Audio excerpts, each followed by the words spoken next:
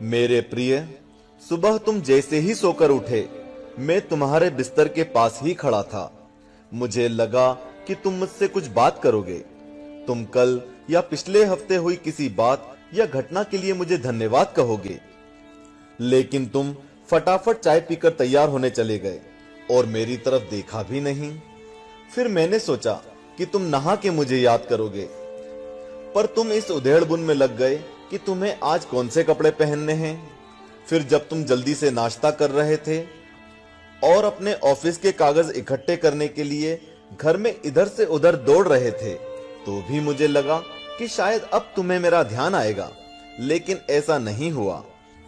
फिर जब तुमने ऑफिस जाने के लिए ट्रेन पकड़ी, तो मैं समझा कि इस खाली समय का उपयोग तुम मुझसे बातचीत करने में करोगे, पर तुमने थोड़ी देर पेपर पढ़ा और फिर खेलने लग गए अपने मोबाइल में, और मैं खड़ा का खड़ा ही रह गया। मैं तुम्हें बताना चाहता था कि दिन का कुछ हिस्सा मेरे साथ बिताकर तो देखो, तुम्हारे काम और भी अच्छी तरह से होने लगेंगे, लेकिन तुमने मुझसे बात ही नहीं की।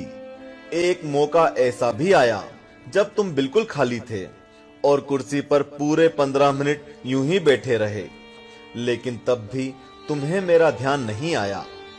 दोपहर के खाने के वक्त जब तुम इधर उधर देख रहे थे, तो भी मुझे लगा कि खाना खाने से पहले तुम एक पल के लिए मेरे बारे में सोचोगे, लेकिन ऐसा नहीं हुआ। दिन का अब भी काफी समय बचा था। मुझे लगा कि शायद इस बचे समय में हमारी बात हो जाएगी, लेकिन घर पहुंचने के बाद तुम रोजमर्रा के कामों में व्यस्त हो गए। जब वे काम निपट गए तो तुमने टीवी खोल लिया और घंटों टीवी देखते रहे। देर रात थककर तुम बिस्तर पर आ लेटे। तुमने अपने पत्नी और बच्चों को शुभ रात्रि कहा और चुपचाप चादर ओढ़कर सो गए। मेरा बड़ा मन था कि मैं भी तुम्हारी दिनचर्या का हिस्सा बनूं, तुम्हारे साथ कुछ वक्त बिताऊं, तुम्हारी कुछ सुनूं, तुम्हें कुछ सुनाऊं, कुछ मार्गदर्शन करूं तुम्हारा, ताकि तुम्हें समझ आए कि तुम किस लिए इस धरती पर आए हो और किन कामों में उलझ गए हो। लेकिन तुम्हें समय ही नहीं मिला और मैं मन मार कर ही रह गया। मैं तुमसे बहुत प्रेम करता हूं। हर रोज मैं इस बात का इंतजार करता हूं कि तुम मेरा ध्यान करोगे और अपनी छोटी छोटी खुशियों के लिए मेरा धन्यवाद करोगे। पर तुम तब ही आते हो जब तुम्हें कुछ चाहिए होता है। तुम जल्दी में आते हो और अपनी मांगे मेरे आगे रखकर चले जाते हो। और मजे की बात तो यह है कि इस प्रक्रिया में भी तुम मेरी तरफ देखते नहीं।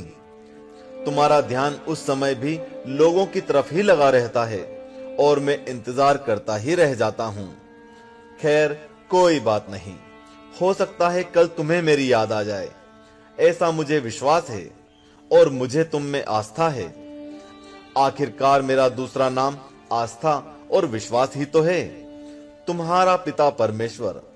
चूंकि हमने इस वीडियो का टारगेट 1 लाख लाइक्स रखा है, तो बिना देरी किए लाइक का बटन दबा दें और कमेंट बॉक्स में हरिओम लिखें।